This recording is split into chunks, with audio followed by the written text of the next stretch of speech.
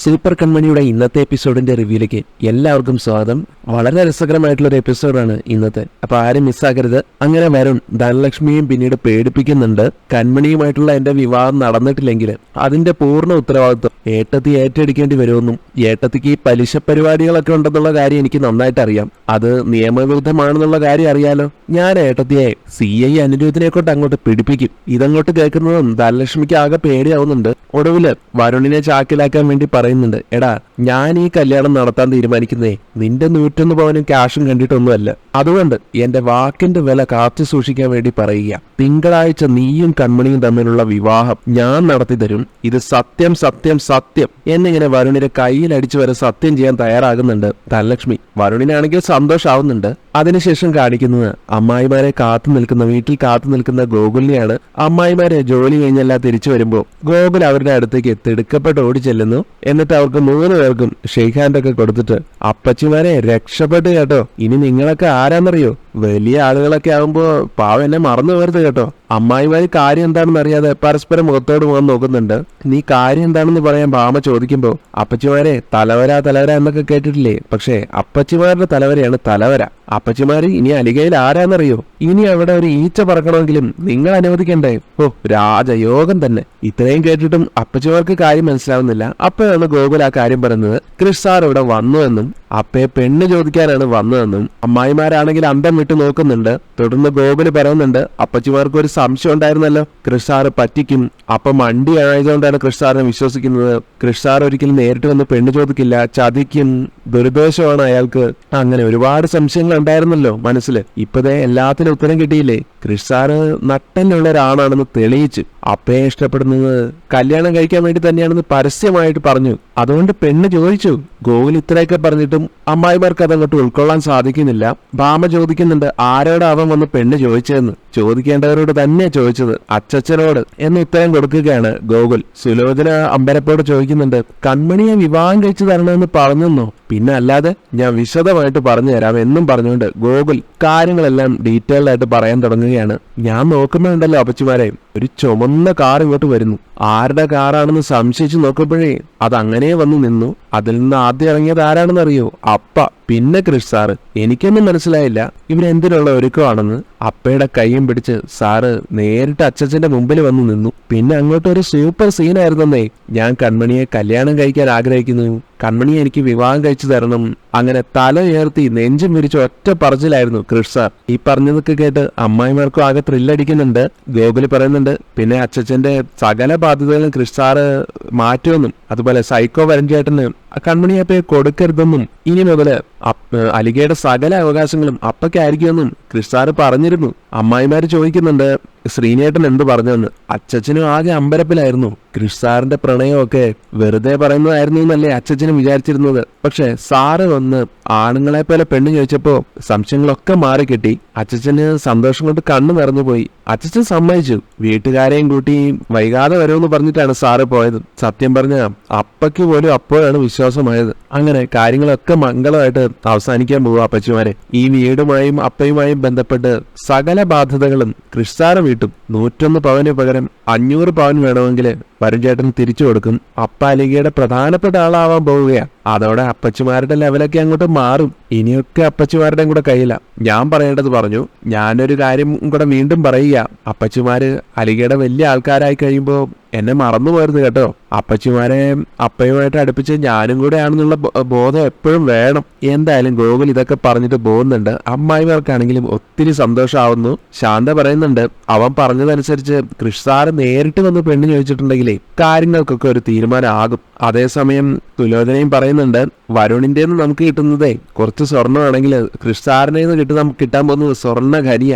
ഏട്ടനോട് വന്ന് പെണ്ണ് ചോദിച്ചിട്ടുണ്ടെങ്കിൽ വിവാഹം നടക്കുമെന്നുള്ളത് ഉറപ്പാ. ക്രിഷ് സാറിന്റെ കൂടെ നമ്മൾ നിൽക്കുന്നത് തന്നെയാ ബുദ്ധി. അത് തന്നെയാണ് നമുക്ക് നേട്ടം കൊണ്ടുവരാൻ പോകുന്നതെന്ന് ശാന്തയും അഭിപ്രായപ്പെടുന്നു. അങ്ങനെ 3 പേരും ഒറ്റക്കെട്ടായി നിന്നുകൊണ്ട് കൺമണിയുടെയും കൃഷ്ണന്റെയും കല്യാണം നടത്തി കൊടുക്കാൻ തന്നെ തീരുമാനിക്കുകയാണ്. അതിനുശേഷം കാണിക്കുന്ന വിഷമിച്ചിരിക്കുന്ന മാനസയുടെ അടുത്തേക്ക് ചെന്നിട്ട് മാനസ മാനസയുടെ മമ്മി ചോദിക്കുന്നുണ്ട്, നിനക്ക് കുറച്ച് ദിവസങ്ങളായിട്ട് വല്ലാത്ത മൂഡ് ഓഫിലാണല്ലോ മോളെ, എന്ത് പറ്റി? കൃഷുമായിട്ട് എന്തെങ്കിലും പ്രശ്നമുണ്ടോ?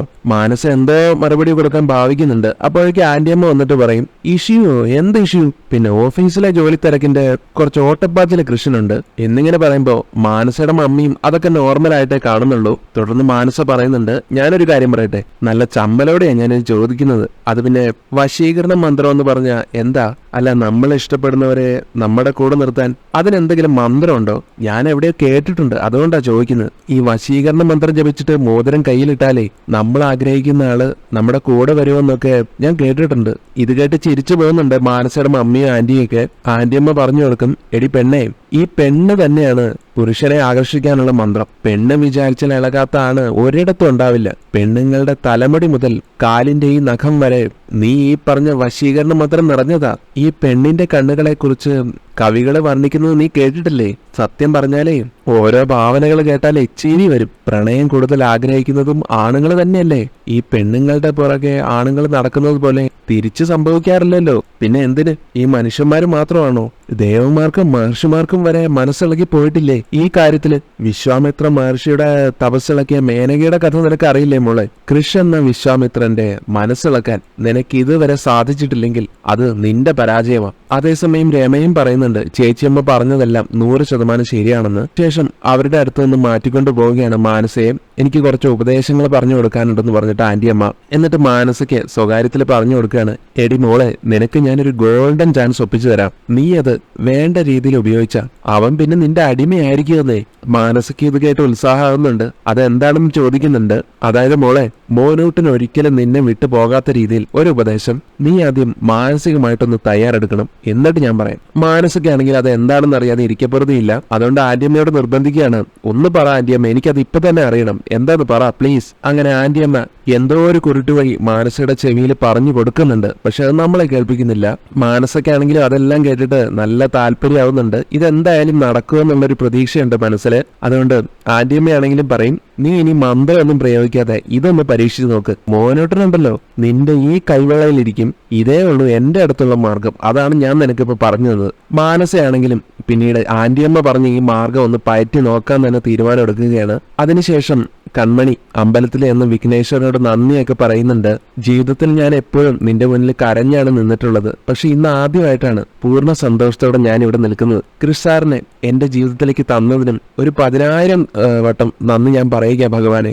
വീട്ടിൽ വന്ന് എന്റെ അച്ഛനോട് എന്നെ വിവാഹം ചെയ്യുന്ന കാര്യവും കൃഷ് സാർ എന്ന് പറഞ്ഞു. ഇതിനപ്പുറം എനിക്ക് എന്താ വേണ്ടത്? പക്ഷെ വരുൺ എന്തെങ്കിലും ചെയ്ത് കളയുമോ എന്നുള്ളൊരു പേടി എനിക്ക് ഇപ്പോഴും ഉണ്ട്. അവന്റെ പക കൂടിക്കാണും, അത് ഉറപ്പാ. വരുണിനെ കുറിച്ച് ചിന്തിച്ചതും വരുൺ അങ്ങോട്ടേക്ക് കടന്നു വരുന്നുണ്ട്, കൺമണി എന്ന് ഉറക്കം വിളിച്ചുകൊണ്ട്.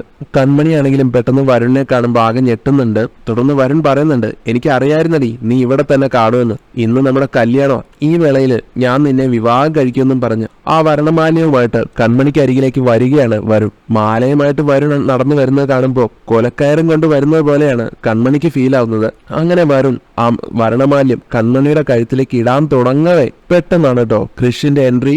വരുന്നിട്ട് ആ മാല അതുപോലെ തന്നെ എടുത്ത് മാറ്റുന്നുണ്ട് കൃഷിന്റെ അപ്രതീക്ഷിത വരവില് വരുൺ ആകെ ഞെട്ടിധരിച്ച് പകച്ചു നിൽക്കുന്നു. കൺമണിയാണെങ്കിൽ ഡബിൾ ഹാപ്പി. ശേഷം ഈ കൃഷ് ഉണ്ടല്ലോ വരുണിന്റെ കയ്യിൽ നിന്ന് ആ മാല തട്ടിപ്പറിച്ച് വാങ്ങിയിട്ട് വരുണോടായിട്ട് പറയാണ്, എടാ നിനക്കറിയോ, ഞാൻ ഇവിടെ ഓൾറെഡി തന്നെ താലി കെട്ടി, ഇനി മാലയിടല് മാത്രമേ വേണ്ടൂ, അതിപ്പോ ഞാൻ ചെയ്യാൻ പോവാന്ന് പറഞ്ഞ് ആ വരണമാല്യം എടുത്ത് കൺമണിയുടെ കഴുത്തിൽ ഇടുന്നുണ്ട് കേട്ടോ കൃഷ്. ഇതൊക്കെ കണ്ട് ചമ്മി നാറി നിൽക്കാനേ വരുണിന് സാധിക്കുന്നുള്ളൂ. വരുൺ കാണുക തന്നെ കൺമണിയും കൃഷും പരസ്പരം കെട്ടിപ്പിടിക്കുന്നു, സ്നേഹം പ്രകടിപ്പിക്കുന്നു. എന്നാൽ പൂജാരി മണിയടിക്കുന്ന സൗണ്ട് കേട്ടുകൊണ്ട് താൻ ഇപ്പൊ കണ്ട ഈ സ്വപ്നത്തിൽ നിന്നും പുറത്തു വരികയാണ് കൺമണി. താൻ ഇപ്പോൾ കണ്ടതെല്ലാം വെറും സ്വപ്നങ്ങളാണെന്ന് വിശ്വസിക്കാൻ കൺമണി കുറച്ച് ബുദ്ധിമുട്ടുന്നുണ്ട്. എങ്കിലും സുഖമുള്ള ഒരു സ്വപ്നമായതുകൊണ്ട് തന്നെ വിഘ്നേശ്വരനെ തൊഴുതുകൊണ്ട് കൺമണി ചിരിച്ചുകൊണ്ട് പറയുകയാണ്, ഇപ്പൊ കണ്ട ഈ സ്വപ്നം ഉണ്ടല്ലോ, അത് റിയലായി തന്നെ നടക്കണേ വിഘ്നേശ്വര എന്നിങ്ങനെ. അതിനുശേഷം കാണിക്കുന്നത് മനോജ് ശ്രീനിവാസനെ കുറ്റപ്പെടുത്തുന്നുണ്ട്. ധനലക്ഷ്മിയും അടുത്ത് തന്നെ നിൽക്കുന്നു. കൺമണിയെ കൺമണിയുടെ ഇഷ്ടത്തിന് ജീവിക്കാൻ വിട്ടു, അതാണ് അച്ഛൻ ചെയ്തു തെറ്റെന്നും അവള് നമ്മൾ പറയുന്ന കേട്ടിട്ട് നമ്മളുടെ ഇഷ്ടത്തിനനുസരിച്ച് ജീവിക്കണമായിരുന്നു. കഴിക്കുന്ന ഭക്ഷണവും ധരിക്കുന്ന വസ്ത്രവും ഉൾപ്പെടെ എല്ലാം നമ്മളാണ് തീരുമാനിക്കേണ്ടത് എന്നൊക്കെ മനോജ് പറയുന്നുണ്ട്. ഇതേ സമയം കൺമണിയും ക്ഷേത്രത്തിൽ നിന്ന് തിരിച്ചു വരുന്നുണ്ട്. ശ്രീനിവാസനും മനോജും തമ്മിൽ സംസാരിക്കുന്നതെല്ലാം കൺമണി കേട്ടു പോകുന്നുണ്ട് കേട്ടോ. മനോജിന്റെ ഈ വാക്കുകളെല്ലാം കേട്ടിട്ട് ശ്രീനിവാസൻ ചോദിക്കുന്നുണ്ട്, ഈ കല്യാണം എന്ന് പറയുന്നത് ചെറിയൊരു കാര്യമല്ലല്ലോ, ഒരായുസ് മുഴുവൻ ഒരാളോടൊപ്പം ജീവിക്കാനുള്ള തീരുമാനം, വിവാഹം കഴിക്കാൻ പോകുന്ന ആളിനോട് പങ്കാളിക്ക് ഒരു സ്നേഹവും ഇഷ്ടമൊക്കെ തോന്നണ്ടേ എന്നിങ്ങനെ ചോദിക്കുമ്പോ മനോജ് എടുത്തടിച്ച് പറയുന്നുണ്ട് വേണ്ടെന്നും. അവളുടെ വിവാഹ കാര്യത്തില് അവളുടെ ഇഷ്ടവും സമ്മതവും ഒന്നും ഇനി വേണ്ട, അച്ഛന്റെ സമ്മതവും വേണ്ട, കാര്യങ്ങളൊക്കെ ഞങ്ങൾ തീരുമാനിച്ചോളാം. വരുണിനെ ചെന്ന് കണ്ട് കാല് പിടിച്ചിട്ട് വരും അവള്. തിങ്കളാഴ്ച വരുണും കൺമണിയും തമ്മിലുള്ള വിവാഹം നടന്നിരിക്കും. വരുൺ കൺമണിയും വിവാഹം കഴിക്കേണ്ടതേ ഇപ്പൊ വരുണിന്റെ ആവശ്യമല്ല, ഇപ്പൊ നമ്മുടെ ആവശ്യമാണ്. ഈ വീട് ഉൾപ്പെടെ നമ്മുടെ ജീവിതം പോലും ഇപ്പൊ അവന്റെ കയ്യിലാ. അവൾക്ക് എന്ത് വേണമെങ്കിലും പറയാലോ, കല്യാണം വേണ്ടാന്ന് വരെ പറയാം. വേറെ ഒരാളെ കല്യാണം കഴിച്ച് അവന്റെ ഒപ്പം അങ്ങ് പോയാൽ മതിയല്ലോ. പക്ഷെ നഷ്ടങ്ങളൊക്കെ മുഴുവൻ നമുക്കാ. നമ്മൾ എവിടെ പോകും? മുകളിൽ ആകാശവും താഴെ ഭൂമിയും, ജീവിക്കാൻ പിച്ചച്ചട്ടി എടുക്കേണ്ടി വരും. എന്നാലേ ഞാൻ അതിനു വേണ്ടി തീരുമാനിച്ചിട്ടില്ല. അതുകൊണ്ട് തന്നെ ഉറപ്പിച്ചു പറയുക, കൺമണി വരുണിന് തന്നെ വിവാഹം കഴിക്കണം. ഞങ്ങൾ അവന് വാക്ക് കൊടുത്തും കഴിഞ്ഞു. ഇതെല്ലാം കേട്ടുകൊണ്ട് നിൽക്കുന്ന കൺമണിയും ഗോകുലും ആണെങ്കിലും വീണ്ടും വിഷമത്തിലാവുന്നു. തുടർന്ന് ധനലക്ഷ്മിയും പറയുന്നുണ്ട് അവള് വാല് പൊക്കിയപ്പോഴേ അത് തല്ലി ഒടിക്കണമായിരുന്നെന്നും കുടുംബം നോക്കാൻ അറിയാവുന്ന ഗ്രഹനാഥന്മാര് അങ്ങനെയാ ചെയ്യേണ്ടതെന്നും ആദ്യം വീട്ടിൽ തന്നെ ഒരു വ്യവസ്ഥ ഉണ്ടാക്കും. ഒരാളുമായിട്ട് മോളുടെ വിവാഹം നിശ്ചയിച്ചിട്ടുണ്ടെങ്കിൽ അയാളെ വിവാഹം കഴിക്കാൻ മാത്രമേ അനുവാദം കൊടുക്കൂ. പക്ഷെ ഇവിടെയോ അച്ഛൻ നോക്കുമ്പോ എന്താ, മോൾ ഒരു കമ്പനി മുതലാളിയെ കറക്കി എടുത്തിരിക്കുന്നു. അപ്പൊ ചെയ്യുന്നത് എന്താ, അവളെ അങ്ങോട്ട് പ്രോത്സാഹിപ്പിക്കുക, കിട്ടിയാ കൂട്ടി. അതുകൊണ്ട് അച്ഛൻ മോളുടെ വഴിവിട്ട ബന്ധത്തിന് ചൂട്ട് പിടിക്കാൻ തുടങ്ങി. അതാണ് സംഭവിച്ചതെന്നൊക്കെ പറഞ്ഞ് ശ്രീനിവാസനെ പരിഹസിക്കുകയും കുറ്റപ്പെടുത്തുകയും ഒക്കെ ചെയ്യുന്നുണ്ട് ധനലക്ഷ്മി. ഇതൊക്കെ കണ്ട് സഹിക്കാനാവാതെ കൺമണി അങ്ങോട്ട് പോകാൻ തുടങ്ങുന്നുണ്ട്. പക്ഷെ ഗോകുല് തടയുകയാണ് കൺമണിയെ. ഇപ്പൊ അങ്ങോട്ട് പോകണ്ടെന്നും അച്ഛനും അമ്മയും ആകെ ഭ്രാന്ത് പിടിച്ചിരിക്കുക. ഇപ്പൊ എന്ത് പറഞ്ഞാലും അവരുടെ തലയിൽ കയറാൻ പോവില്ല. എന്നാൽ കൺമണി പറയും അവർക്ക് ഭ്രാന്ത് പിടിച്ചിട്ടുണ്ടെങ്കിൽ പോയി ചികിത്സിക്കാൻ പറ, അല്ലാതെ പാവം എന്റെ അച്ഛനെ കൊല്ലാക്കൊല ചെയ്യുകയല്ല വേണ്ടത്. ഏട്ടത്തി പറഞ്ഞത് കേട്ടില്ലേ നീ? എന്റെ വഴിപഴിച്ച പോക്കിന് അച്ഛൻ ചൂട്ട് പിടിക്കുന്നുവെന്ന്. എനിക്കിതൊന്നും കേട്ട് സഹിച്ചു നിൽക്കാൻ പറ്റില്ലടാ, നീ എന്നെ വിട്ടെ. എനിക്ക് രണ്ട് ചോദിക്കണം. എന്തൊക്കെ അനാവശ്യങ്ങൾ അവരെ മനസ്സിൽ കാണുന്നത്. എന്നെ എന്തും പറഞ്ഞോട്ടെ, പക്ഷെ പാവം എന്റെ അച്ഛനെ പറഞ്ഞ ഞാനത് സഹിക്കില്ല. അതേസമയം ഗോകുല് പറഞ്ഞു കൊടുക്കുന്നുണ്ട്, എന്റെ അമ്മയെ നന്നാക്കാൻ ദൈവം തീരുമാനിച്ചാൽ പോലും സാധിക്കില്ല. ഇതിപ്പോ കുറെ സംസാരിച്ചു കഴിയുമ്പോ അവരങ്ങോട്ട് പോയിക്കോളും. കേട്ട് കേട്ട് അച്ഛന് അതൊരു ശീലമായതല്ലേ. അച്ഛൻ ഇതൊരു ചടങ്ങ് പോലെ എടുത്തങ്ങ് സഹിച്ചോളും. അതുകൊണ്ട് അപ്പയുടെ കൂടെ ക്രിഷ് സാർ ഉണ്ട്. ഇനി എന്തൊക്കെ സംഭവിച്ചാലും ക്രിഷ് സാർ അപ്പയെ വേറെ ആർക്കും വിട്ടുകൊടുക്കില്ല. അതുകൊണ്ട് തന്നെ ഇപ്പോഴത്തെ ബളത്തില് അപ്പയും കൂടെ ചേർന്ന് ഒരു ലഹളയാക്കണ്ട. പറഞ്ഞു തരുമ്പോ അച്ഛനും അമ്മയും അതൊക്കെ നിർത്തി അങ്ങ് പൊക്കോളും. ഇങ്ങനെയെല്ലാം പറഞ്ഞ് കൺമണിയെ അടക്കി നിർത്തുന്നുണ്ട് കേട്ടോ ഗോകുൽ ഒരു വിധത്തില്.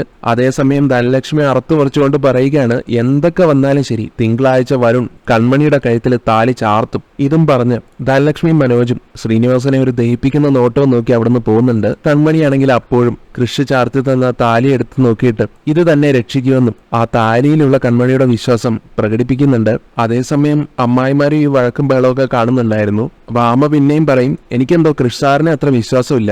എനിക്ക് തോന്നുന്നത് ആ സൈക്കോയ്ക്കാണ് കൺമണിയെ വിധിച്ചിരിക്കുന്നതെന്ന്. സൈക്കോയെ കെട്ടിയാലേ നമുക്ക് 101 പവൻ കിട്ടും. എന്നാൽ ശാന്ത പറയുന്നത് എങ്ങനെയാണ്, സൈക്കോ വരണമൊന്നുമല്ല, കൃഷ് സാറ് തന്നെ അവളെ കൊണ്ടുപോകും. ഇവിടുന്ന് വിളിച്ചിറക്കി കൊണ്ടുപോകാനുള്ള ധൈര്യമൊക്കെ കൃഷ് സാറിന് ഉണ്ടാവൂ എന്ന് സുലോചന ചോദിക്കുമ്പോൾ അത് തന്നെയാണ് എനിക്കും തോന്നുന്നതെന്നും സമയമാകുമ്പോൾ കൃഷ് സാറെ തന്ത്രപരമായിട്ട് അങ്ങ് ഒഴിഞ്ഞു കളയുമെന്ന്. ഇപ്പൊ തന്നെ എത്ര തവണയായി ഈ മാറ്റവും മറിച്ചിലും ഒക്കെ വരുന്നത്? അങ്ങനെ ചോദിക്കുന്നുണ്ട് ഭാമ.